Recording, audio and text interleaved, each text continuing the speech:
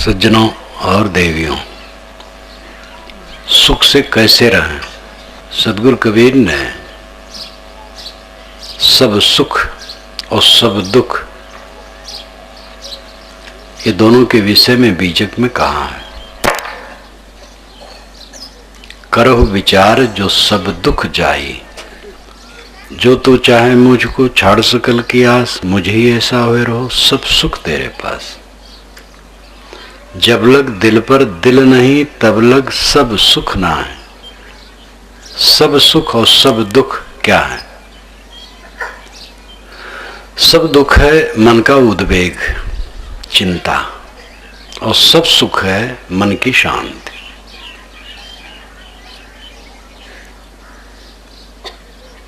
सब सुख हो, दुख बिल्कुल ना हो, ऐसी स्थिति कैसे आएगी, ये विचार करने की आवश्यकता है। हम प्राणियों से जुड़े हैं और पदार्थों से जुड़े हैं और अपने माने गए शरीर से जुड़े हैं। और ये सब के सब कणों के जोड़ हैं। शरीर कणों का जोड़ है, साथियों के शरीर भी कणों के जोड़ हैं, और पदार्थ जितने हैं जैसे मकान, मशीन, कपड़े लत्ते, बर्तन, जो कुछ भी दिखाई देता है, सब कणों के जोड़ हैं। इनमें परिवर्तन होना पक्का है। कोई शक्ति ऐसी नहीं है कि इनके परिवर्तन को रोक सके। जो जन्मा है मरेगा, शरीर संगठित हुआ है विघटित होगा, जो निर्मित हुआ है वो ढहेगा, जो बना है वो बिगड़ेगा, जो मिला है वो बिछुड़ेगा। इस सत्य को कोई टाल नहीं सकता है। और इसमें हमारा मन व्याकुल हो जाता है। प्रिय के वियोग में हम तड़फने लगते हैं, क्योंकि प्रिय मान लेते हैं और प्रिय कुछ नहीं है। प्रिय तो अंतरात्मा है, प्रिय ही नहीं है, प्रियतम है। अंतरात्मा प्रियतम है और उसी के लिए हम सब कुछ करते हैं। पत्नी के लिए पत्नी को पति चाहता है? झूठ बात है। पत्नी को पत्नी के लिए पति नहीं चाहता, अपने लिए चाहता है। और पत्नी पति को पति के लिए नहीं चाहती, अपने लिए चाहती है। देवता को देवता के लिए कोई नहीं चाहता है, देवता को अपने लिए चाहा जाता है।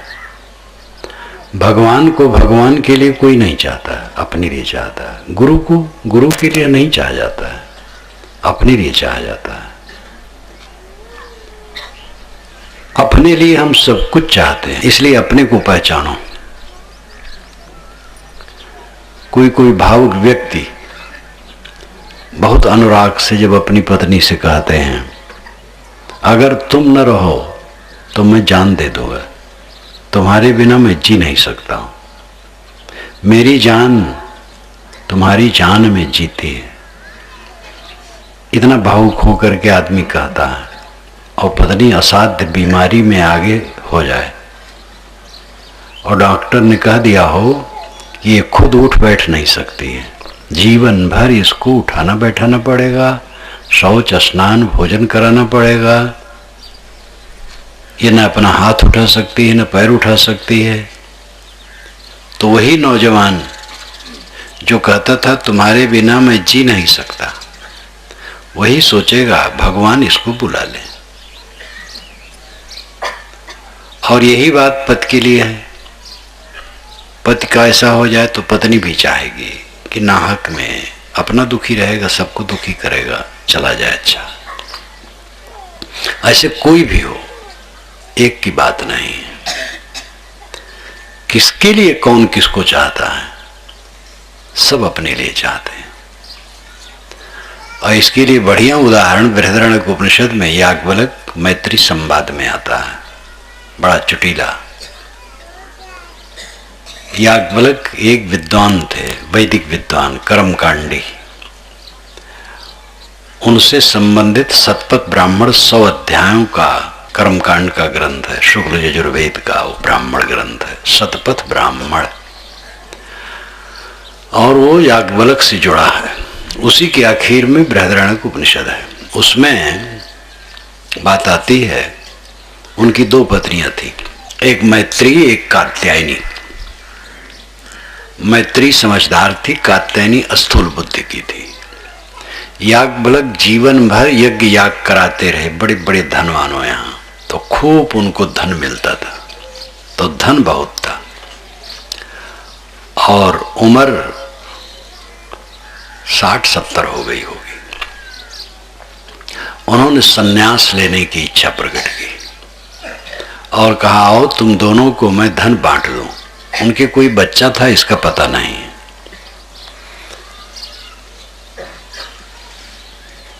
तो दोनों को उन्होंने धन बांट दिया। तो कात्यायनी तो चुप रही। मैत्री ने कहा कि भगवान, ये धन लेकर के मैं क्या करूंगी। उन्होंने कहा, धनी लोग जैसे सुविधा से जीते हैं वैसे सुविधा से जियोगी। तो कहे, भगवान ये सब छोड़ करके आप जा रहे हैं, वो किस लिए है, उसको बताइए। तब याज्ञवल्क्य ने कहा, मैत्री, पत्नी के लिए पत्नी को कोई नहीं चाहता, आत्मा के लिए चाहता। आत्मा नाम खुद। पति के लिए पति को पत्नी नहीं चाहती है, आत्मा के लिए, अपने लिए चाहती है। पुत्र के लिए धन को कोई नहीं चाहता है, आत्मा के लिए धन को चाहा जाता है। देव के लिए, ब्रह्म के लिए देव और ब्रह्म को कोई नहीं चाहता है, अपने आत्मा के लिए चाहता है। इसलिए आत्मा वरे द्रष्टव्य, श्रोतव्यो, मंतव्यो, निधिध्यास्तव्य। ऐ मैत्री, आत्मा को समझो, मनन करो, चिंतन करो। आत्मा प्रियतम है। जो कोई पुत्र से मोह करता है तो अपने प्रियतम आत्मा से मिलने में वो पर्दा करता है, और जो कहीं भी मोह करता है दुनिया में तो अपने प्रियतम आत्मा से मिलने में वो पर्दा करता है। इसलिए अपने प्रियतम आत्मा से मिलो। ये बात बहुत बढ़िया रूप में कहा गया है। उपनिषद सौरभ में सब का विवरण मैंने दिया है। कोई किसी को नहीं चाहता, अपने सुख को सब चाहते हैं, तो अपना सुख कहां मिलेगा। स्त्री खोजती है पुरुष में कि पुरुष में मिलेगा, और पुरुष के शरीर में सुख होता है तो अपना सुख लेकर के वो सुखी रहता है, अपने शरीर के सुख को लेकर सुखी रहता है। लेकिन पुरुष स्त्री के शरीर में सुख खोजता है, और स्त्री के शरीर में सुख होता है तो अपने शरीर के सुख को लेकर वो सुखी रहती। दोनों को भ्रम है, न उसके शरीर में सुख है न उसके शरीर में सुख है, और न कहीं दुनिया में सुख है। सुख है अंतरात्मा में, मोक्ष परम सुख है। मोक्ष मोह का क्षय। जब अपना मन चारों तरफ से लौट करके आत्मलीन हो जाता है तो ये परम सुख है। आत्मलीनता परम सुख है, स्वरूप लीनता परम सुख है। जब मन दुनिया को नहीं सोचता है, आत्मा में लीन हो जाता है, तब परम सुख है। लेकिन ये तो बहुत ऊंची बात है। यहां तक पहुंचने के लिए क्या किया जाए, उसी के लिए है यह भक्ति और साधना मार्ग। इसमें लगो, पहले समझो, सच्चाई को समझो कि आपका कौन और क्या होगा। दुनिया की स्थिति देखते हुए सब समझ सकते हैं कि देह अपनी नहीं रहेगी, और देह नहीं रहेगी तो कुछ नहीं रहेगा। ये साफ जाहिर है। देह जब नहीं रहेगी तो मकान मेरा रहेगा मेरे साथ, और जमीन रहेगी, और पद रहेगा, और बैंक का खाता रहेगा, और समधी लमधी सब रहेंगे। जहां शरीर गया संसार गया। इस समझने में कोई गूढ़ नहीं। माताएं भी समझ सकती हैं, ये सज्जन भी समझ सकते हैं। मरते लोगों को देखते हैं, अभी एक महिला अमलीडीह में एक सप्ताह पूर्व बर्तन मांज रही थी। ज़्यादा उम्र की नहीं थी, 50-52 की थी। बर्तन मांज रही थी, बस लुढ़क गई। उसका पति सोचा कि बहुत देर हो गई, कब तक बर्तन मांजेगी। आए देख करके लौट गई कि नहीं दिखाई देती है। वो ध्यान से देखे ही नहीं और क्या समझें कि वो गिरी पड़ी है। ऊपर से देखे, फिर लौट गए, फिर दोबारा आए, फिर ऐसे देख के लौट गए। तब तिबारा आए तो उन्होंने जमीन में नजर गड़ाई तो पड़ी है। ये दशा है शरीर की, स्वस्थ शरीर, और बस एक सेकंड में समाप्त। अब ना उसका घर है, ना परिवार है, उसके साथ कुछ नहीं। दूसरे सज्जन कल और परसों के बीच की रात में, आज की जो रात बीती है उसके पहले की रात में शरीर छोड़ दे। कल सुबह उनका दाह हुआ, अब उनका कुछ नहीं है। इस सब के पीछे है और अपना यहां कुछ नहीं है। एक व्यवहार है, उस व्यवहार को विवेक से करो। जात को जाना उत घरा, सो क्यों जोरे मित, जैसे परघर पाहुना रहे उठाए चित्त। ये साहब की साखी। जिसको उस घर में जाना है वो यहां मिताई क्यों करे। जैसे परघर में पहुना रहता है तो अपना चित्त उठाए रखता है। पहुना जाता है तो कहता भाई अब जाने दो। घर वाला कहता है नहीं बहुत दिन पर आए हो, 2 दिन रहना पड़ेगा। नहीं भाई 2 दिन तो नहीं रह पाऊंगा। 1 दिन रह गया, कहता आप जाने दो, क्योंकि अपने घर का कामकाज देखना है। इसी प्रकार जो अपने घर में रहना चाहता हो यहां मिताई क्यों जोड़े, लेकिन अपने घर का पता ही नहीं है। ये तो यहां पर घर बना लिए हैं, पसौद में बना दिए हैं, हल्दी में बना दिए हैं, इलाहाबाद में बना दिए हैं। पसौद तो एक लाक्षणिक हुआ। घर बना लिए हैं, बस निश्चिंत हो गए हैं, अब घर में हैं। मुझे याद आई, मैं इलाहाबाद में था, कई वर्ष पूर्व की घटना है। तो इलाहाबाद शहर में एक सज्जन ने कहा शायद 3 दिन का हमें कार्यक्रम दीजिए, शाम शाम। हमने कहा ठीक है। तो प्रतिदिन भिन्न लोग गाड़ी लेके आते थे, कहते थे हमें भी सेवा करने को अवसर मिले। आश्रम से चला जाता था, संत भी साथ में जाते थे। एक सज्जन गाड़ी लेके आए, मैं बैठा। तो चलते समय ड्राइव करते हुए कहे महाराज ये अच्छा हुआ कि आपका एक अस्थाई आश्रम यहाँ हो गया। मैंने कहा मेरा अस्थाई आश्रम यहाँ कहाँ है। यह अस्थाई आश्रम नहीं है, मेरा अस्थाई आश्रम कहीं और है। तो वो समझ नहीं पाए। तब मैंने समझाया यह अस्थाई आश्रम नहीं है, क्षणिक आश्रम है, एक मुसाफिर खाना है। अस्थाई आश्रम मेरी आत्म स्थित है, आत्मलीनता है, अपना मंदिर अपने अंदर है। लेकिन ये सब समझ नहीं पाएंगे, तत्काल नहीं समझ पाएंगे। ये वो धीरे धीरे समझता है जिसका मन संकल्प रहित होने लगता है, जिसका मन निर्विकल्प होने लगता है, जो कुछ नहीं सोचने की स्थिति में पहुंच जाता है, तब वो इस चीज को समझ पाता है। लेकिन मोटा मोटी ये तो सब समझ सकते हैं कि जब मन में संतोष होता है तब सच्चा सुख होता है। और संतोष कब होगा? जब जीवन को मांजा जाएगा और जीवन में मिली हुई वस्तुओं के प्रति जो चिंता है उसको छोड़ा जाएगा। चिंता करने से बूढ़ा शरीर जवान तो नहीं होगा। चिंता करने से गया हुआ आदमी लौट नहीं सकता है। इसी छत्तीसगढ़ की महिला का एक पति मर गया। जब मैं आई मिली, बहुत समझदार है, बहुत अध्ययनशील है, प्रौढ़ है, उसके बाल बच्चे सब हैं, बच्चे के बच्चे हैं। मैंने कुशल मंगल पूछा। उसके पति का जब कुशल पूछा तो भावुक हो गई। मैंने कहा भावुक मत हो, अगर रोने से वो लौट आए तो मैं भी रोऊंगा, अब अगर लौटने वाले नहीं है तो तुम भी न रो मैं भी न रो। तो मुस्कुरा दे। ज्ञान से दुख दूर होता, अज्ञान से दुख बढ़ता है। किसी का बच्चा मर गया तो ये देवियां जाती हैं मिलने और समझाती हैं और रुलाती हैं। कहेंगी बहनी कोई किसी का है नहीं, दुनिया झूठ है, रो। लेकिन क्या कहें, उस लड़के की आंखें तो जैसे कटोरा रहा, बस फिर रोना शुरू। तब कहेंगी बहनी रो मत। अरे रो करके क्या करोगी, दुनिया झूठ है। लेकिन वो बच्चा बोलता था टाएं टाएं, बस फिर रोना शुरू। तो एक तरफ समझाएंगी, एक तरफ रुलाएंगी। गड़बड़ मास्टर सब। गड़बड़ मास्टर मत बनो।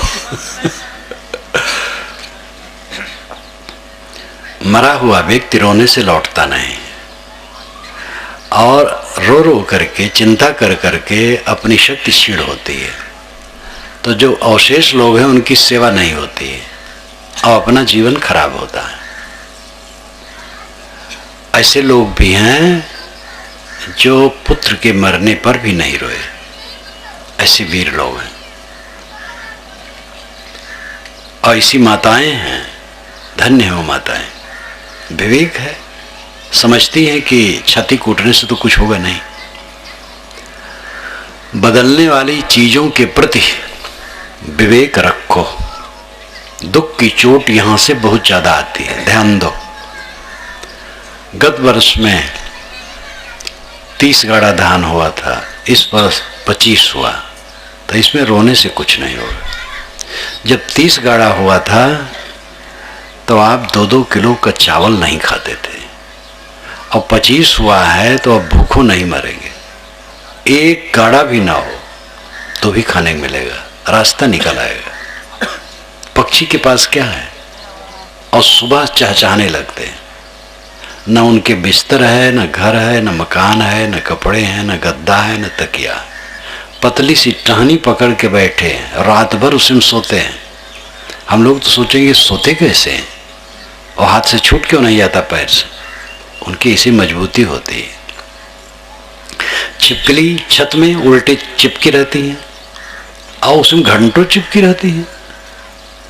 हम लोग जब ठंडी में रजाई गद्दे के बीच में रहते हैं तब मछली, मेढक, कछुआ पानी में रहते हैं।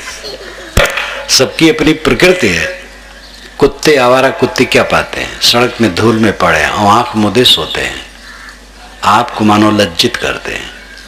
आप मकान में हो, गद्दे में हो और चिंता कर रहे हो, और कुत्ता बाहर पड़ा है और धूल में सो रहा है।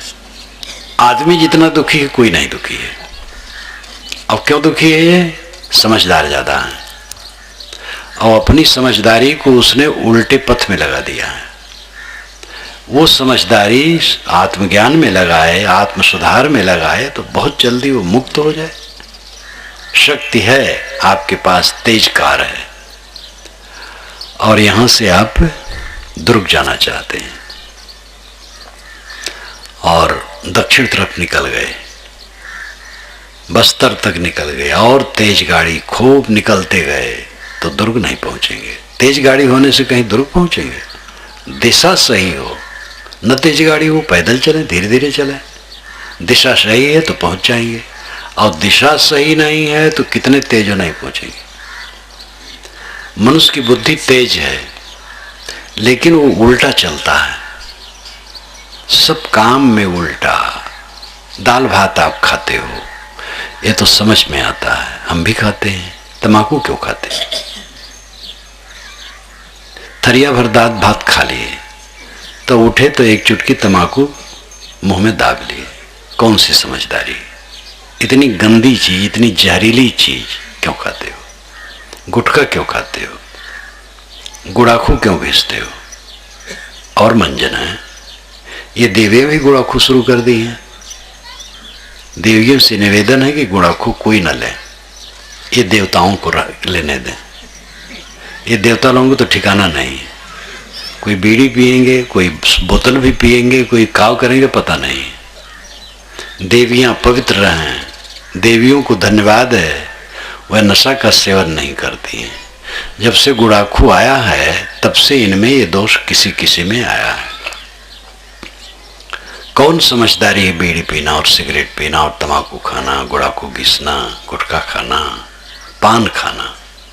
पान शब्द बड़ा पवित्र है, देवता को चढ़ता है। देवता को तो मांस भी चढ़ता है, बकरा मुर्गा चढ़ता है, घोड़ा गाय चढ़ती है। भगवान का नाम लेकर के करोड़ों करोड़ों जानवर त्योहारों में काट दिए जाते हैं दुनिया में। ऐसे ऐसे मत हैं। तो भगवान को तो सब भुनाते रहते हैं और देवता को भुनाते रहते हैं, क्योंकि सारे देवताओं का निर्माता मनुष्य है। मनुष्य जैसे है वैसे उसका देवता है। मनुष्य मांसाहारी तो उसका देवता भी मांसाहारी है। अगर मनुष्य सूअर भी खा लेता है तो उसका देवता भी सूअर खाता है, और मनुष्य सूअर नहीं खाता है तो उसका देवता सूअर नहीं खाए। गाय भले खा ले लेकिन शराब नहीं पीता है, और मनुष्य शराब पीता है तो उसका देवता शराब भी पीता है। और जो स्वयं शाकाहारी है तो उसका देवता मांस शराब कुछ नहीं लेता है, वो मिष्टान लेता है, मेवा लेता है, फल लेता है। गांजा भांग मांस खाने वाले देवता वाले जो कहते हैं हमारा भगवान बकरा मुर्गा चाहता है, लेकिन वो भक्त लोग गांजा भांग अगर नहीं पीते हैं तो अपने देवता को गांजा भांग नहीं चढ़ाते। जो गजड़ी भंगेड़ी हैं तो अपने देवता को गजड़ी भंगड़ी बना लेते हैं। शिव जी क्या गजड़ी थे, भंगेड़ी थे? धतूरा खाते थे। शिव का अर्थ है मंगलमय जो हो, लेकिन शिव के रूप को लोगों ने बिगाड़ डाला, धतूरा चढ़ाकर, गांजा चढ़ाकर, भांग चढ़ाकर। तो आदमी जैसे होता है अपना देवता वैसे बना लेता है। ये अपना बनाए दुर्भाग्य।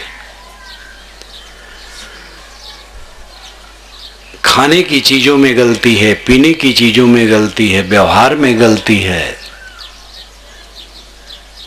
आपस में हो, हर जगह संबंध दो व्यक्तियों से शुरू होता है, फिर 3-4 हजारों लाखों दो व्यक्तियों से संबंध शुरू होता है। और संबंध बिना कोई नहीं रह पाता है, सबको संबंध लेना पड़ता है।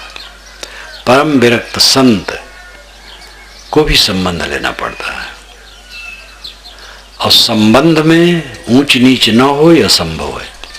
सबका स्वभाव अलग, सबका विचार अलग, सबके संस्कार अलग, सबके गुण कर्म अलग। ऐसे गुण दोष में संसार में सहन गति न रखोगे तो कैसे कहाँ सुख होगा। पत्नी पत्नी है लेकिन जो उसका मन होगा बोल देगी। लड़का आपका जन्माया है, आपने पढ़ाया लिखा है, आपने बड़ा किया है, बड़ा तो स्वाभाविक हुआ है, लेकिन आपने उसके साथ सहयोग काफी किया है। लेकिन उसके विचार में जब आएगा जो कुछ कह देगा, उसको लेकर के दुखी रहोगे, कभी सुखी नहीं रहोगे। कहीं भी है संबंध में मनुष्यों की बात को सा लेना निर्विकार भाव से, और अपना सावधान रहना, ऐसा न कहना जो दूसरों को दुखदाई हो। बहुत जरूरी बात है ये, सुख से रहने का तरीका। घट घट में वही साईं बसत है, कटुक बचन मत बोल रे। घूंघट का पट खोल रे तो को साईं मिलेंगे। घूंघट का पट खोल दो तब तुम्हारा स्वामी तुम्हें मिलेगा। घूंघट अविद्या है, अविद्या हटा दो। आत्मा रूपी परमात्मा तो विद्यमान है। अय मनोवृत्ति रूपी दुल्हन, तू परमात्मा पद के लिए व्याकुल है तो मोह को मिटा दे। परमात्मा तो आत्मा है, अंदर बैठा है। घट घट में वही साईं बसत है, कटुक वचन मत बोल रे। घट घट में वही साईं बसता है, इसलिए कट वचन न बोलो। ये बात जब मनन चिंतन किया जाएगा तब मन में जमेगा। एक बार सुन लेने से नहीं होगा। रोज अकेले में बैठ करके इसका अभ्यास करो कि हम कट वचन नहीं बोलेंगे। किसी का कट सुन करके दुखी नहीं होंगे, निर्विकार भाव से सा लेंगे। ये साधना है। साधु गृहस्थ स्त्री पुरुष सबके लिए वही बात है। जब भोजन होने को होता है तो गृहस्थ लोग ये नहीं कहते हैं कि भाई साधु तो दाल भात खाएं, हम पैरा खाएंगे। दाल भात साधु भी खाते हैं, दाल भात गृहस्थ भी खाते हैं। तो दोनों का कल्याण रास्ता एक है। कोई शॉर्टकट रास्ता भक्तों के लिए नहीं है, दोनों को रास्ता वही है। जितना सहनशील होंगे उतना सुखी होंगे। साथियों की बातों को सह लेना निर्विकार भाव से, और अपना सावधान रहना, किसी को तकलीफ लगने वाली बात न कहना। एक बात पर सावधानी रखी जाए, अभ्यास किया जाए, देखो जीवन में कितना अंतर आएगा। और इसी को लेकर के घर घर में कलह है। घर में लोग इकट्ठे होंगे तो एक दूसरे से मीठा वचन नहीं बोलेंगे। कोई अगर कुछ बोल दिया तो उसको चढ़ बैठेंगे, कटु कहेंगे। भोजन करने का समय होगा तो एक भोजन करेगा, एक बाहर बैठा रहेगा। पिता के साथ, पुत्र के साथ, भाई के साथ भोजन करने की उदारता नहीं। कल क्या काम करना है कोई विचार नहीं, जिनके मन में आया जो किया। तो इसमें तकलीफ की सिवा और क्या होगी। अपने अहंकार को मारे बिना कितनी देवरान जेठान हैं आपस में बात नहीं करती, कितनी सास बहुएं हैं आपस में बात नहीं करती, कितने पिता पुत्र हैं। एक सज्जन ने मुझे बताया कि मेरा लड़का मुझे जब कुछ बताना होता है तो कागज पर लिख करके मेरी मेज पर पत्थर से दबा के मेरी अनुपस्थिति में चला जाता है, तो मैं पढ़ लेता हूँ। और मुझे भी जब कुछ बताना होता तो मैं भी उसकी मेज पर उसकी अनुपस्थिति में कागज लिख के रख देता हूँ। आपस में संवाद जहाँ नहीं है वहाँ सुख कहाँ है। आपस में संवाद होना चाहिए, बातचीत। पति पत्नी आपस में प्रेम से बात करें, पिता पुत्र प्रेम से बात करें, सास बहू आपस में हंस के प्रेम से बात करें, देवरान जेठान ननद भावज आपस में प्रेम से बात करें। और प्रेम तब होगा जब स्वार्थ की कुंडी टूटेगी। मिथ्या स्वार्थ, मिथ्या स्वार्थ को लेकर के कला है, असली स्वार्थ में कला नहीं है, असली स्वार्थ निंदनीय नहीं है। जैसे भोजन है, ऐसा कहीं नहीं होता है कि किसी के घर में 10 लोग हैं तो 8 लोग भोजन पाते हैं और 2 लोगों को भोजन नहीं दिया जाता है, ऐसा नहीं है। 8 लोग घर में हैं और 2 को निकाल करके सड़क पर कर दिया गया, ऐसा नहीं है। असली स्वार्थ है भोजन, वस्त्र, आवास, और ये सबको मिलता है। नकली स्वार्थ को लेके कला है, मलिकई हम मालिक हो, पैसा हमारे पास रहे, सुविधा ज्यादा हमारे बच्चों को मिले, भाई के बच्चों को मिले चाहे ना मिले। ये मिथ्या स्वार्थ में कला है। मिठाई, नैहर से मिठाई आई तो कितनी देवियां बड़ी चालाक होती हैं, झट से उसमें से ज्यादा अंश निकाल करके प्राइवेट कर लेती हैं, तब घर में प्रस्तुत करती हैं। ये मिथ्या स्वार्थ। मिठाई आपका बच्चा ज्यादा खाए तो उसको नुकसान होगा, फायदा नहीं होगा, लेकिन वो मिठाई के लिए चालाकी कर ली, अपने पति की थाली में घी डाल दी, देवर जेठ के थाली में, ससुर के थाली में नहीं डाली, और घी तनी भर पड़ जाएगा तो क्या उस आपका पति मोटा करके हाथी हो जाएगा। लेकिन ये मानसिक विकार, ये बात तो समझ में आएगी धीरे धीरे और कलह बढ़ेगा। मिथ्या स्वार्थ को लेके लड़ाइयां हैं, असली स्वार्थ में कोई लड़ाई नहीं। कौरव पांडव, कौरव तो राजा ही थे, पांडव को कोई भूखमरी नहीं थी, राजा थे, ऐसे जीवन कट जाता। मिथ्या स्वार्थ को लेके आपस में लड़के कट के मर गए। श्री राम और भरत इससे ऊंचे थे।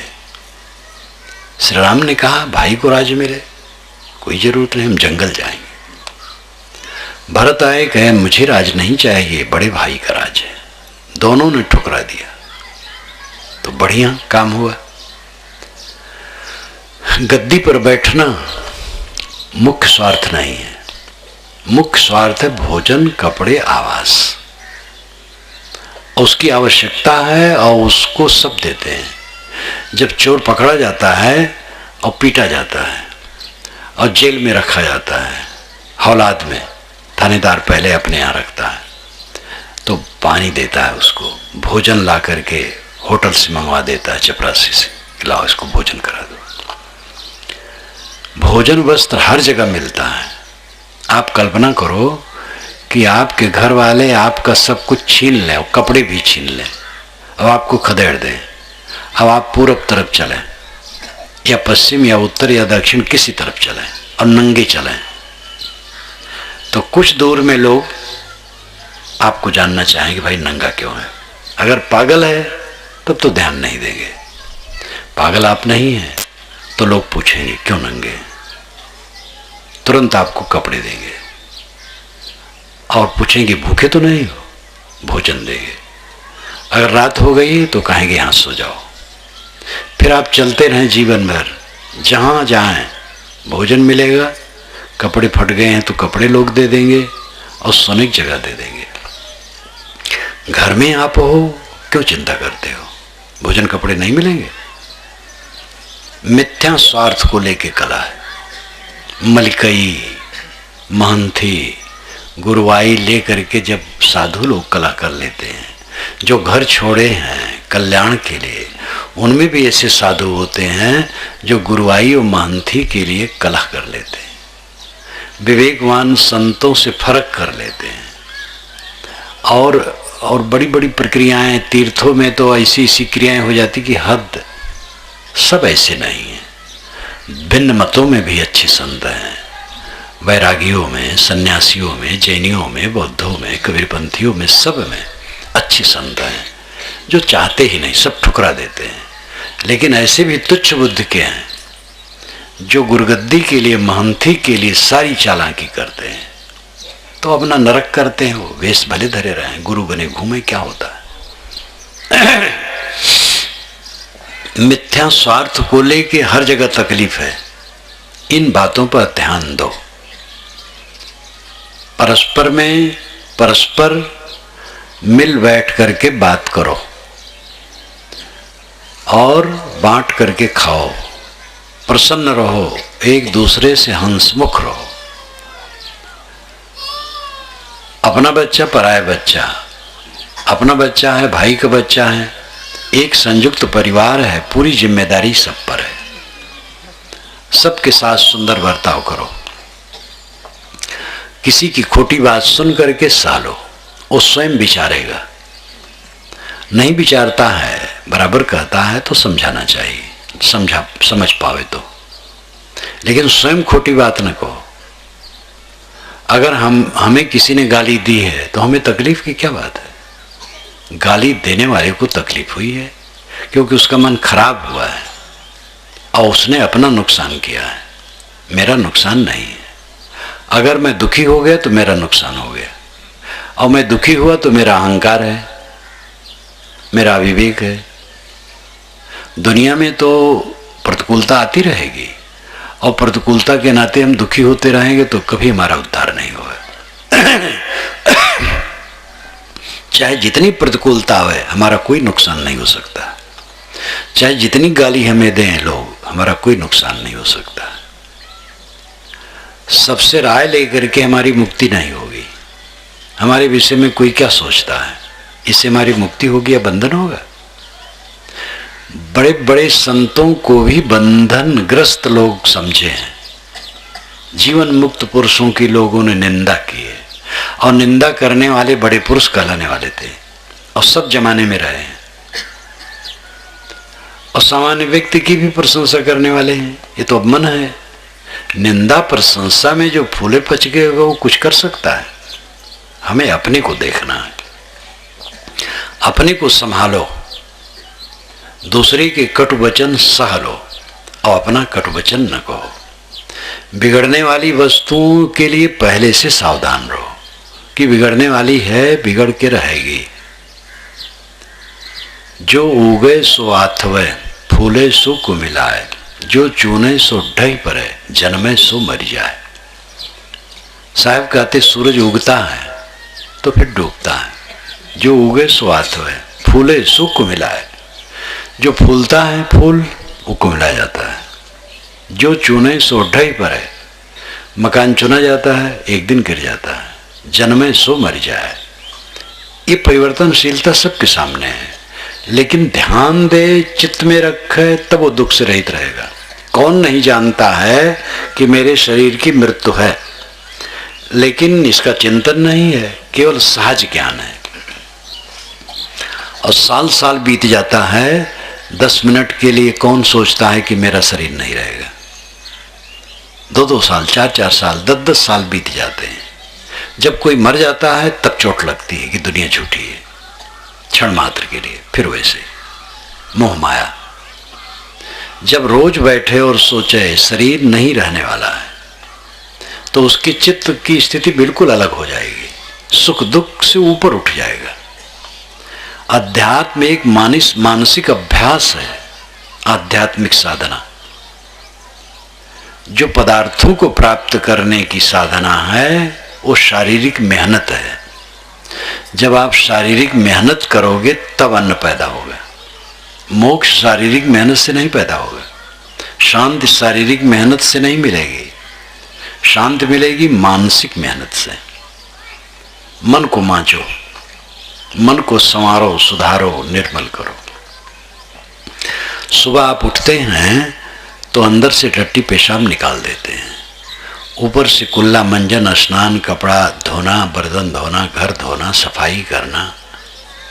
जितना संभव होता है वस्तुओं को, शरीर को साफ किया जाता है। मन को साफ करने वाले कितने हैं?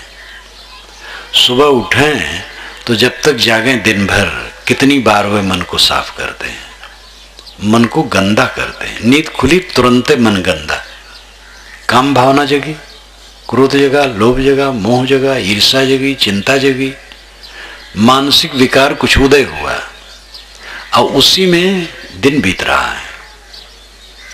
तो ये सब का परिणाम क्या होगा? दुख के सिवा हरदम भय भय भय भय। जो छूटने वाली वस्तुएं हैं, रहने वाली नहीं हैं, उन्हीं में हरदम मन डूबा है, तो दुख और भय के सिवा और क्या होगा? छूटने वाली वस्तुओं से जब चित्त अलग होने लगे, उसका अभाव चित्त से कर दे, तब उसे आत्म शांति मिलती है। सुख से रहने का तरीका है मन को मांझना। हीरा खदान से निकलता है, अगर उसका 10,000 दाम है तो तराशने पर 1 लाख हो जाता है, जबकि वजन में घट जाता है, क्योंकि तराशते हैं तो तराशने से वो कटता है। हीरा लोहे से नहीं कटता है, हीरा हीरे से कटता है। 2 हीरे लगा देते हैं मशीन में, दोनों आपस में टकराते हैं तो कटते हैं। और उसकी जो धूल होती है, उस धूल को एक गोंद में लपेट करके मशीन में लगा देते हैं तो उससे भी कटती है। हीरी हीरा बेधा, इस साहब ने कहा है, हीर कणी हीरे को बेचती है। तो वजन में घट जाता है, लेकिन सुंदर सुव्यवस्थित हो जाता है। हीरे में 56 पहल लोग बनाते हैं तो 10 लाख 10 गुना दाम बढ़ जाता है। 1 लाख का अगर हीरा है तो 10 लाख का हो जाता है, 10,000 का है तो 1 लाख हो जाता है। हमारा जीवन तो सुव्यवस्थित शुरू से ही है, इसको संभाल के रखो बस। लेकिन इसको तो बिगाड़ते हो। मुंह में तंबाकू भर ली, बीड़ी भर ली, सिगरेट भर ली, गाली देने लगे, कटु कहने लगे, दुख देने लगे, दूसरों चीज छीनने लगे, बेईमानी बदमाशी करने लगे, मर्यादा विहीन काम करने लगे, उन्माद उद्दंडता। कितने घरों में है? 10 लोग हैं, कोई मटर गश्ती करता है, घर घर घूमता है, समझाते हैं लेकिन नहीं मानता है। वो अपने को बिगाड़ता है, दूसरे को दुख देता है। दुर्व्यसन का सेवन करता है, अपना नुकसान करता है, फिर आगे अपने बाल बच्चों के लिए वो गलत रास्ता दिखाएगा। ऐसे उन्मादी आदमी दुख देते हैं सबको और फिर अंत में वो दुखी होते हैं। ऐसे कहीं भी हो, साधु मार्ग में कोई आ जाए, अगर उन्माद से रहे, अमर्यादित रहे, मर्यादा बध के न रहे, शील संयम में न रहे, त्याग वैराग आहार विहार सब में संतुलन, सात्विकता, सदाचार जैसे चाहे वैसे न रहे, तो धीरे धीरे धीरे धीरे वो साधु मार्ग से हट जाता है, गिर जाता है। घर में रहने वाले की भी दशा होती है। घर में तो ये है कि भाई उसका हक है, चाहे जैसे रहे उसका हक है। साधु में बात नहीं है। साधु में कोई गलत किया तुरंत तो खारिज, गृहस्थी में है तो तुरंत खारिज तो नहीं कर सकते, लेकिन अपना हिस्सा लेके अलग रहे। फिर लोग जब उब जाते तो कहते बांट देती, लो भैया आप तुम रहो अपना अलग, तुम्हारे साथ गुजर नहीं है।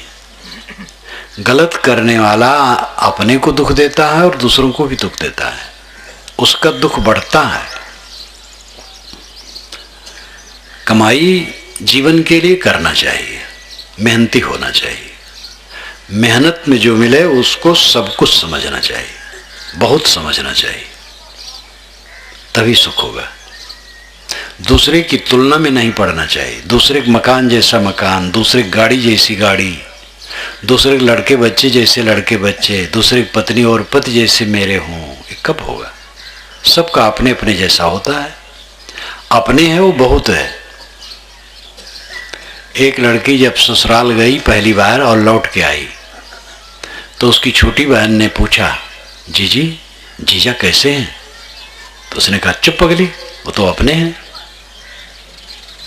जब लड़की के लिए लड़का देखा जाता है तब उसमें तमाम नखरेबाजी रहती है, ये कम है वो कम है, आंखें छोटी हैं, नाक बैठी है, जरा सांवला ज़्यादा है, और तमाम नुक्स निकाला जाता है।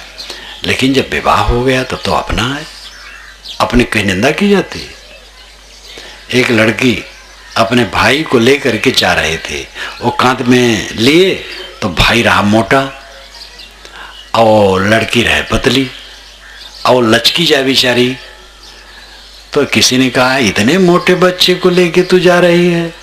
तो उसने कहा हाँ हमारा भैया है, हमारा भैया है, चाहे जितना मोटा हो, प्यार है उससे, अपने से प्यार होता है। नुक्ताचीनी आलोचना तब की जाती जब पराया माना जाता है। ये अपनत्व का बोध है, ये शुद्ध बोध है, अशुद्ध नहीं है। अपनत्व की आवश्यकता होती है, बस वही अपनापन ज्यादा मान लिया जाता है, वहीं तकलीफ होती है। अपना घर मान करके उसकी व्यवस्था होती है और सबको अपने अपने घर की व्यवस्था करनी होती है, दूसरे घर की व्यवस्था कोई नहीं करता है। हाँ, करुणा दया से दुखी आदमी का सहयोग सज्जन करते हैं, लेकिन पूरी व्यवस्था सब अपने अपने घर की करते हैं, अपने परिवार की करते हैं। महात्मा लोग भी अपने मठ आश्रम की करते हैं। तो अपना मानना पड़ता है, लेकिन अपना हम जोर से मानते हैं, यही तकलीफ है। हल्का हल्का मानना चाहिए। अपना है नहीं, अपना है और अपना नहीं है। साहिब की एक साखी बहुत प्रसिद्ध है कहो तो है नहीं, नहीं कहा ना जाए, हाँ नहीं के बीच में साहिब राज समाए। शरीर परिवार धन दौलत अगर हम कहें कि है तो साहिब कहते है नहीं। हमारे बाबे दादे भी कहते थे है और उनको कुछ नहीं रहा, तो हमारा कहाँ रहेगा? लेकिन नहीं कहा ना जाए, जब तक है तब तक नहीं कहते नहीं बनता है। खाना पीना चाहिए, व्यवहार चाहिए, तो नहीं कहते कैसे बनेगा? अभी देखो शाम दोपहर को हम लोग खाए हैं, लेकिन शाम को फिर खाना चाहिए। अगर आपकी घरवाली कहे कि देखो साहब तो कहते थे है नहीं, तो भोजन नहीं बना है, तो परेशान हो जाएंगे।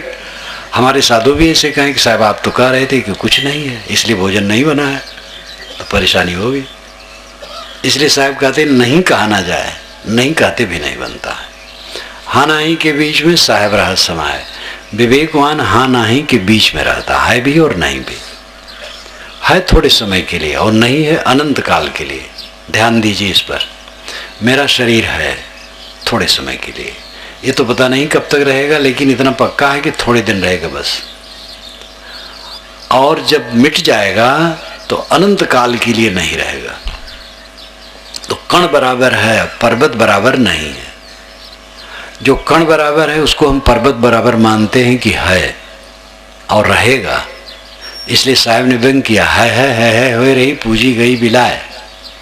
लोग कहते हैं हमारे क्या नहीं है, धन है, पुत्र है, पत्नी है, राजकाज है, सब हमारे है, साहब कहते है करते हो, पूजी गई बिला है, तुम्हारी आत्म पूजी मिट गई। अरे जिसको तुम है कहते हो नहीं रहेगा, तो है थोड़े समय के लिए और नहीं है अनंत काल के लिए। हमारे पिता का शरीर था कुछ दिन के लिए, अब अनंत काल के लिए उनका शरीर नहीं है, ऐसे हम लोगों का है। इसलिए बीच में जो रास्ता है उसको समझो, दृष्टा बन करके रहो, विवेकवान बन करके रहो, हाँ नहीं के बीच में रहो। जैसे धाय रहती है, धाय कोई ज्ञानी नहीं है, धाय नौकरानी, बच्चों को पालने वाली नौकरानी को धाय कहते हैं। धनी लोगों के घर में बच्चे पैदा होते हैं तो नौकरानी आती है सेवा के लिए।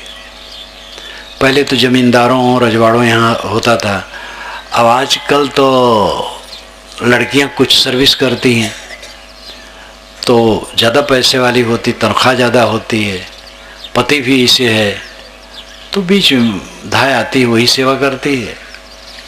पैसे वाले प्रायः अपने बच्चों की सेवा नौकरानियों से करवाते हैं। नौकरानियाँ बच्चे की सेवा करती हैं, खिलाती हैं, प्यार देती हैं, पुचकारती हैं, उपटन करती हैं, सब करती हैं। लेकिन जब नौकरी छोड़ करके जाने लगती हैं तो दुखी नहीं होती, जानती है मेरा नहीं। ऐसा विवेक लेकर के रहना होगा संसार में, फिर दुख नहीं होगा। लेकिन जब हर समय ये समझें कि मेरा नहीं है, व्यवहार के लिए मेरा है लेकिन सच नहीं है, व्यवहारिक सच है, पारमार्थिक सच नहीं है। व्यवहारिक सच जो कुछ समय के लिए हो, पारमार्थिक सच जो अनंत काल के लिए हो। तो अनंत काल के लिए शरीर सच कहाँ है? 100 वर्ष के अंदर में प्राय मर जाते हैं लोग, कुछ 100 वर्ष के ऊपर जाते हैं।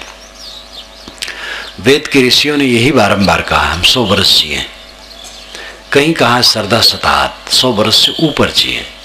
100 वर्ष से ऊपर आज भी लोग जी जाते हैं कुछ लोग, लेकिन कई 100 वर्ष, 1000, लाख, करोड़, अरब वर्ष कोई नहीं जीता है। ये पुराण के लेखक घाघ हुए हैं, ये इस प्रकार उल्टा पलटा लिखे हैं। राजा परिवर्त 11 अरब बरस राज्य की, श्रीमद् भागवत में लिखा है 11 अरब बरस। 2500 वर्ष का इतिहास नहीं मिलता, 1000 वर्ष का ठीक से इतिहास नहीं मिलता। और 11 अरब बरस वे राजे करते रह गए। उनके रथ का पहिया जहां जहां गया समुद्र बन गया। ये समुद्र जितने हैं राजा प्रवृत्त के रथ के पहिए के रावण हैं, तो रथ वो कितना बड़ा रहा होगा, और कौन घोड़ा उसको खींचता रहा होगा, और कौन बढ़ई बनाया होगा। बस गपबाजी, एक दूसरे को देख देख करके गपबाजी करते जाते, लंबी चौड़ी हाँकते जाते हैं। अद्भुत रस उत्पन्न कविता में आनंद आ जाता है। हनुमान जी सूरज निकल गए, पृथ्वी से 13 लाख गुना बड़ा सूरज है, 13 लाख गुना बड़ा, और दहकता आग का पिंड है। वो कठोर नहीं है, लौ की तरह है। हनुमान जी कैसे निकल जाएंगे? सूरज को हनुमान जी निकल गए और बाली को कुछ नहीं कर पा रहे थे। सुग्रीव के साथ हनुमान जी भी बेचारे पर्वत में छिपे बैठे थे। ये तो राम से जब मित्रता हुई सुग्रीव से, तो राम जी की भी हिम्मत नहीं हुई कि बाली के सामने जाएं, तो छिप के मारे। इसलिए पंडितों ने श्री राम को क्षमा नहीं किया। पंडितों ने लिखा कि श्री राम ही कृष्ण हुए और जरा नाम के व्याध से मारे गए, क्योंकि उन्होंने बाली को छिप के मारा था, उसका फल पाए। पंडित लोग हर जगह पक्षपाती नहीं हैं, कई जगह निष्पक्ष हैं। ब्रह्मा को, विष्णु को, राम को, कृष्ण को, सबको कर्म सिद्धांत की कैटेगरी में पंडितों ने खड़ा कर दिया है कि अपने अपने कर्मों का फल भोग पाए। श्री कृष्ण महाराज ने शिशुपाल की भुजा उखाड़ ली। फूफेजात भाई था, शिष्य था, तो उसके 2 अतिरिक्त हाथ थी, तो उसको उखाड़ लिया। वैसे लिखा है कि उनके गोद में गया तो हाथ गिर गया।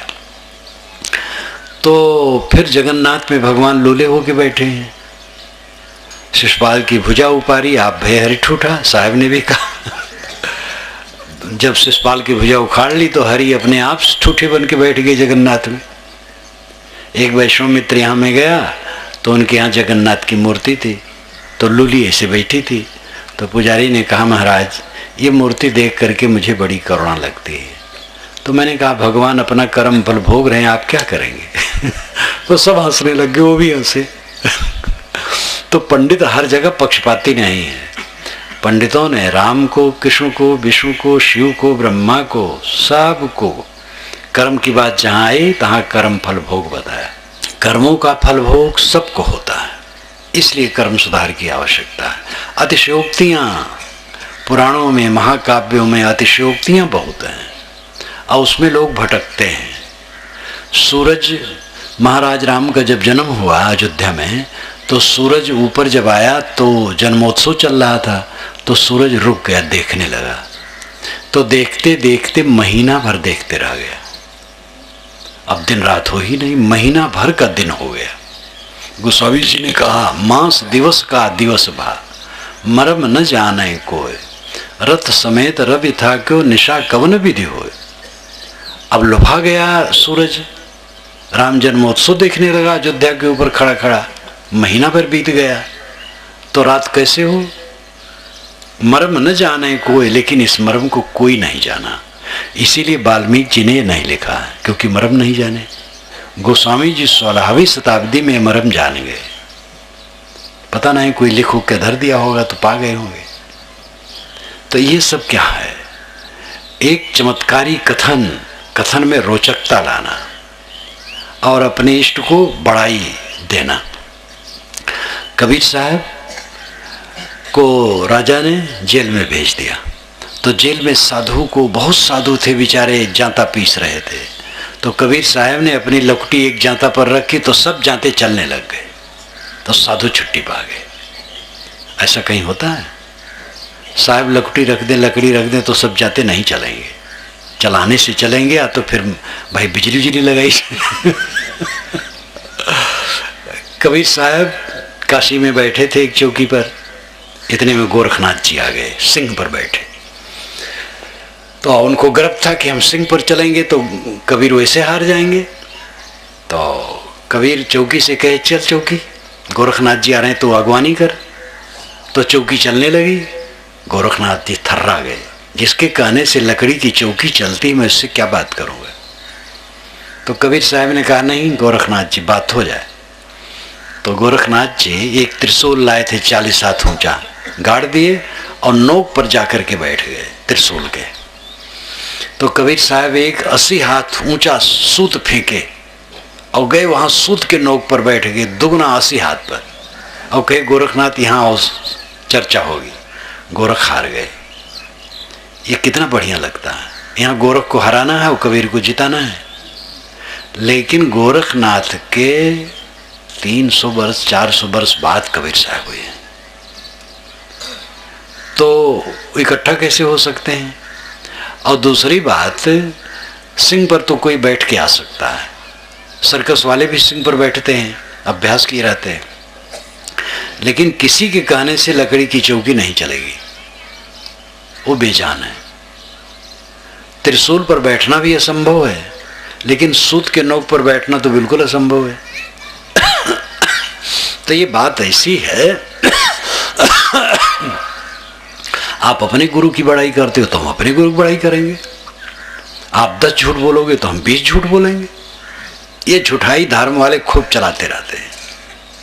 एक ने कहा मेरे आंगन में एक सरसों का पेड़ है, जब पूर्वा बहती है तो पश्चिम तरफ 100 मन सरसों झड़ जाता है, और जब पश्चिमी हवा चलती है तो पूरब तरफ 100 मन झड़ जाता है।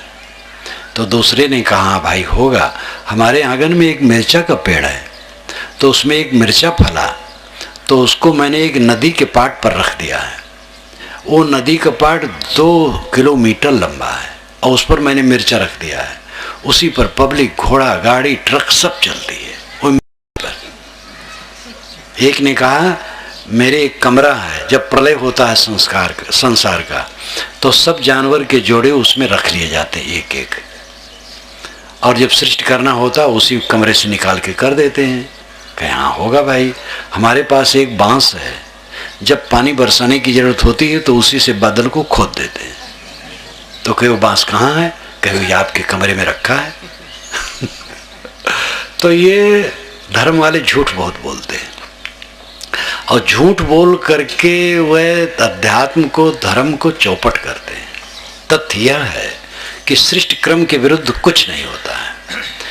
तर्कयुक्त बातें ही सही हैं, जो विश्व के नियमों में है वही सही है। 100 वर्ष 100 से ऊपर नीचे कुछ लोगों में सब मर जाते हैं। 100 से ऊपर नीचे में लोग मर जाते हैं। कई 100 वर्ष, 1000 लाख वर्ष कोई नहीं जीता है। और जो असंभव बातें, जितनी चमत्कार की बातें, सब झूठ है और धर्म वाले इसको छाती पेटे लगाए रखने चाहते हैं। कबीर साहब ने इसका खंडन किया है।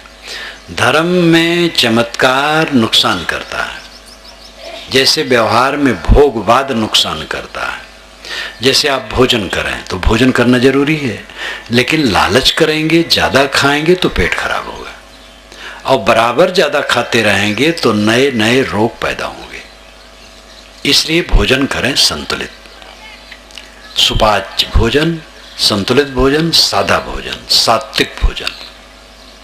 नमक सदैव कम खाएं। नमक ज़्यादा खाने से ब्रह्मचर्य का नाश होता है। और नमक ज़्यादा, नमक ही नहीं, कोई ये जीभ की लुलुपता, जीभ का जो लोलुप है वो मन को नहीं रोक सकता है। जीभ और नाभि का दोनों घनिष्ठ संबंध है, इसलिए जीभ पर संयम रखो। मिर्च, मसाले, नमक बहुत जो खाने के आदी होते हैं वो अपना नुकसान करते हैं। नमक कम खाओ, संतुलित खाओ। और मिर्ची इत्यादि कोई हितकारी चीज नहीं है। कभी थोड़ा जीभ छोंक लिए, ज़्यादा नहीं, ज़्यादा ना खाओ। और जो सात्विक भोजन करो वो भी हल्का खाओ, तो फिर वो भोग सुखद है। भोजन भी तो भोग है, सुखद है। प्रेम करो सबसे, और मोह में बदलेगा तब दुख होगा। इसी प्रकार श्रद्धा की जरूरत है, लेकिन श्रद्धा जब अति होगी तो पागलपन बढ़ेगा। अति श्रद्धा, कबीर साहब के प्रति हम अति श्रद्धा करेंगे तो श्री राम को, कृष्ण को, विष्णु को, मोहम्मद को, ईसा को, बुद्ध को, किसी को नहीं समझ पाएंगे। राम में अधिक श्रद्धा करेंगे तो कृष्ण को नहीं समझ पाएंगे, कृष्ण में अधिक श्रद्धा करेंगे तो राम को नहीं समझ पाएंगे। बिना श्रद्धा के जीवन बेकार है, और अति श्रद्धा पागलपन है, हिंसा पैदा करती है। अति श्रद्धा होगी तो हम हिंसा करेंगे। दूसरे के मूल्य को न समझना हिंसा है। कट्टर कबीरपंथी कहेगा कि कबीर साहब सुप्रीम पावर है, परमात्मा है, और उनको जो परमात्मा नहीं मानता है उसको काल निरंजन ने भटका दिया है। जो कट्टर रामोपासक है वो कहेगा श्री राम अनंत ब्रह्मांड नायक है, उनके रोए रोए में अनंत ब्रह्मांड लटके हैं। उनको जो ऐसा नहीं मानता है वो बिना सींग पूंछ का पशु है। तो ये हिंसा हुई। अब बात ऐसी नहीं है, राम भी मनुष्य थे, कबीर भी मनुष्य थे, सब मनुष्य हैं, ये सब महान हैं। तो अति श्रद्धा करके हम हिंसकी हो गए हैं और दूसरे को समझते ही नहीं है। राम वाले कृष्ण वाले को नहीं समझते, कृष्ण वाले राम वाले को नहीं समझते हैं। शैव लोग इन दोनों को नहीं समझते, ये दोनों शैव को नहीं समझते हैं। कबीर पंथ में भिन्न शाखा वाले भिन्न शाखा को नहीं समझना चाहते हैं। रामानंदी लोग रामानुजी से फर्क रखते हैं। ये अति श्रद्धा का पागलपन। श्रद्धा तरल सरल होनी चाहिए सबके लिए। कबीर पंथी कबीर के प्रति श्रद्धा करें, लेकिन राम, कृष्ण, बुद्ध, महावीर, मोहम्मद, ईसा के लिए भी श्रद्धा की जगह रखें। अपने ग्रंथ में श्रद्धा रखो, पढ़ो, दूसरे की पुस्तकों को भी आदर दो और शक्ति चले तक पढ़ो, सार लो। अपने पंथ के नियम का पालन करो, दूसरे के पंथ के नियम को आदर दो। समता की बात कबीर साहब ने सब जगह बताई है। को हिंदू को तो रुक कहा एक जिम्मी पर रही है। भाई रे दुई जगदीश कहाँ ते आया, को ने बोराया। अल्लाह राम करीमा केशव हरि हजरत नाम धराया। गाना एक कनक ते गाना यामे भाव न दूजा। कहन सुनन को दुई करता पे एक नमाज एक पूजा। वही महादेव वही मोहम्मद ब्रह्मा आदम कहिए। को हिंदू को तुरुक कहावे एक जिम्मी पर रही है। वेद किताब पढ़े हुए कुतबा हुए मुलना हुए पाड़े। बेगर बेगर नाम धराए एक मिट्टी के भाड़े। सब एक मिट्टी के बर्तन है, नाम अलग अलग है। उदार विशाल विचार बनाओ। कबीर साहब का संदेश सब दिशा में यही है। जात पात झूठी है, मानव एक है। संप्रदाय सब काल्पनिक हैं। मनुष्य के बनाए सारे संप्रदाय, कोई संप्रदाय सत्य का ठेकेदार नहीं है। किसी संप्रदाय में रहने वाला आस्तिक और किसी में नास्तिक, ऐसा सब झूठ है। जितने महापुरुष हैं सब केवल मनुष्य हैं। अवतारवाद, पैगंबरवाद काल्पनिक है। जितनी पुस्तकें सब मनुष्य की रचनाएं हैं, कोई आकाश से पुस्तक नहीं आई है। ये विचार कबीर साहब के हैं और यही वास्तविकता है। ये विचार कबीर के नहीं है, सत्ता के हैं, आपके हैं। यही असलियत है। धर्म के विषय में इस चीज को समझना चाहिए और अपना मन सरल होना चाहिए। भजन का अर्थ है चित्त का परिष्कार, चित्त की शुद्धि। राम राम कहो, रहीम रहीम कहो, जो आप कहते हो कहो।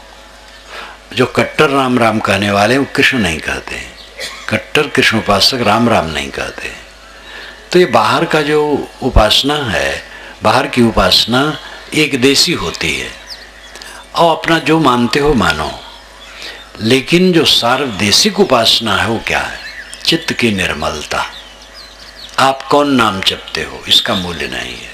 क्रोध कितना घटा, काम कितना घटा, मोह कितना घटा, लोभ कितना घटा, ईर्ष्या कितनी घटी, चिंता कितनी घटी, उद्वेग कितना घटा, शांति चित्त में कितनी है, इसका महत्व है।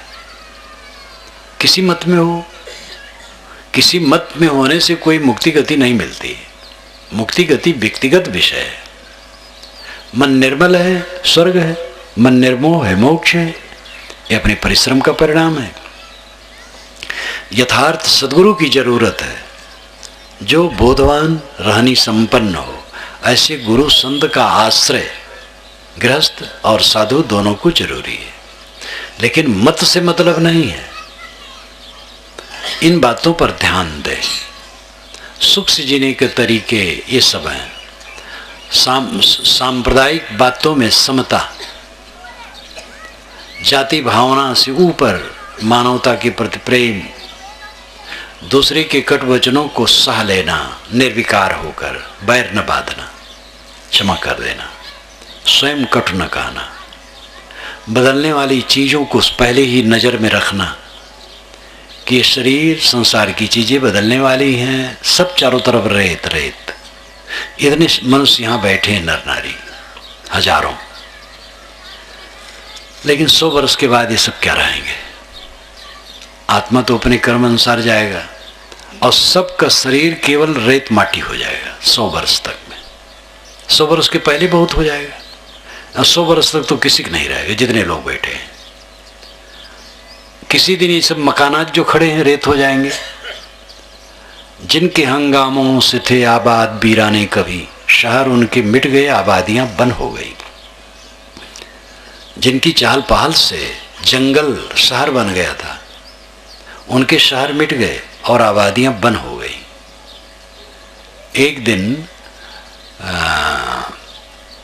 कसया जो गोरखपुर से उत्तर है और बौद्धों का नगर रहा है, हुएनसांग जब 6ठी शताब्दी में आया है चीन से साधु बौद्ध भिक्षु, तो उसने कहा है कि अमुक दिशा में कुछ लोग रहते हैं, बाकी पूरा नगर सूना है। कालचक्र ऐसा था। श्रावस्ती अयोध्या से उत्तर है, जहाँ महात्मा बुद्ध 26 वर्षा वास किए थे। वर्षा काल में चौमासा रहे हैं। वहाँ पहुँचा है तो वहाँ भी देखता है कि बहुत सूनापन है। आज भी वहाँ की नींव है, सरकार के संरक्षण में है। सारी चीज़ें बदलती हैं। आप तो दिल्ली आगरा कभी जाते ही होंगे, देखते हैं किला खड़ा है, बादशाह कहाँ है। सब कुछ परिवर्तनशील है। इसको नज़र में रखें तो शोक मोह नहीं होगा। ये सब ज्ञान भक्ति कर्म में लगने से होगा, स्वाध्याय चिंतन मनन करने से होगा। रोज रोज अकेले में बैठो।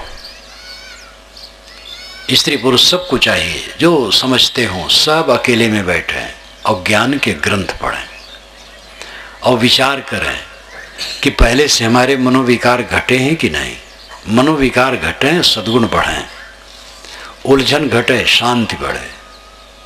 तब रास्ता वो मिलेगा।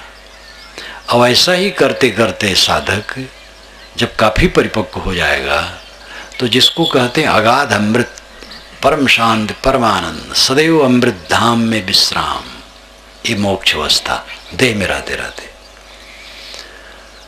वो उसका मन सब चीजों का अभाव कर देता है अंदर से, इसलिए वो दुनिया की चीजों को नहीं जपता है, स्वरूप भाव में रहता है, आत्म भाव में रहता है। तो वो दशा आएगी जो दूसरे लोग नहीं समझ सकते हैं, उसमें पहुंच करके ही उस आनंद को समझा जा सकता है कि कैसा दुखहीन और निर्भय स्थिति आती है। जब उस दशा में पहुंचे तब होगा वो अनुभव, लेकिन उसकी वानगी पहले आपको मिल जाएगी। जितना आप अपना मन साफ करेंगे उतने शांति मिलेगी, जितना राग द्वेष छोड़ेंगे, कलह छोड़ेंगे, समता से बरतेंगे, लोगों में समबुद्धि रखेंगे, उतने शांति आएगी। तो वानगी तो पहले से मिल जाती है, करना चाहिए। अब करे ही कोई ना, सत्संग का आयोजन हुआ, बैठ गए, सुन लिए, चले गए महात्मा, आप अपने रास्ते में लग गए, पुस्तक तक नहीं पढ़ते हैं। कभी कभी मैंने किसी से पूछा पुस्तकें रखे, हाँ साहब माढ़े है, माढ़े होने से थोड़े काम होगा, उसको पढ़ो रोज, एक तो रखो फिर पढ़ो। मजदूर होते हैं वह महीना भर में साल 150 रुपये तंबाकू खा लेते हैं, मजदूरी करते हैं वो। आप साल भर में 100, 200, 400 पुस्तक नहीं खरीद सकते हैं। पुस्तक रखें और केवल रखें ना, उसको पढ़ाएं और पढ़ करके मनन चिंतन और ध्यान करें और आत्मशोधन करें, देखेंगे जीवन में कितना अंतर आएगा। ये दुनिया का ऐश्वर्य से और माया से कोई शांति पाएगा ऐसा सोचे तो महाभोला है। इसमें तो जितना चित्त दोगे उतना चित्त उलझेगा और पीड़ित होगे। दुनिया का केवल काम करो, ये जपनी नहीं है, करनी है। दुनिया का काम करनी है, करने योग्य है, काम करो। जपनी तो आत्मा है, जपने योग्य पवित्र विचार है, चित्त की शुद्धि है। मैंने आपसे कहा था सुख से कैसे रहें, ये सब सुख से रहने के तरीके हैं। सात्विक खाओ, संतुलित खाओ, थोड़ा कम खाओ खाते समय, दूसरे के कटु वचन सह लो और अपना कटु वचन न कहो, संसार की वस्तुओं की नश्वरता को देखो, मनुष्य को मनुष्य समझो, जात पात मान करके ऊंच नीच न समझो। कोई संप्रदाय सत्य का ठेकेदार नहीं, संप्रदाय का अहंकार न करो, अपने गुरु का आदर करो, सभी गुरुओं का आदर करो, सबके साहित्य का आदर करो, सभी संप्रदाय का आदर करो, अपने संप्रदाय के नियमों से चलो और दूसरे के संप्रदाय के नियमों को आदर दो। ये सब सुख से रहने का तरीका है और इसी का परिणाम होगा जब साधक और ऊपर चढ़ जाएगा, आत्मबोध आत्मस्थित में हो जाएगा। तब जो हमारी कल्पना है, जिसको हम संतों से सुनते हैं, ऋषियों मुनियों से सुनते आए हैं, परमानंद। मैं बचपन में पुराण पढ़ता था तो उसमें जगह जगह लिखा मिले वो भगवान के धाम चले गए, परम पद में पहुंच गए। तो मैं समझूं परम पद कोई होगा, वहाँ सोने का मकान होगा, वहाँ बहुत मखमली गद्दे होंगे और देवता लोग रहते होंगे। बाल बुद्धि से वही सब समझता हो, वैसे पुराण में लिखा भी है।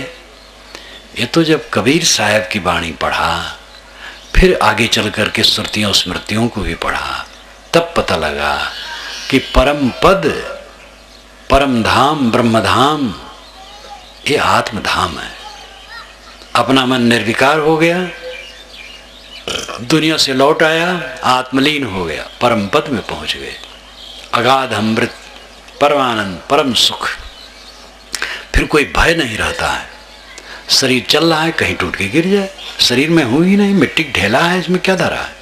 मैं तो अमर हूँ, नित्य हूँ, कल्याणमय हूँ, सुख स्वरूप हूँ, मेरे में दुख ही नहीं है। ये केवल कहने से कहना नहीं रहता है, इस बोध में वो जीता है, इससे अलग वो हो ही नहीं सकता है।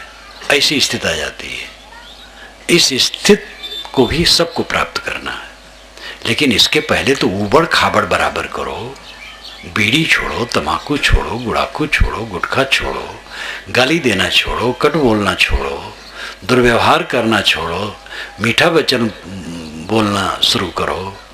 ये सब पहले उबड़ खाबड़ ठीक करो, तब तो आगे काम होगा। सुख से कैसे रहें, इसके विषय में थोड़ा निवेदन किया। मैं अपनी वाणी को विराम देता हूँ। बोलिए सद्गुरुदेव।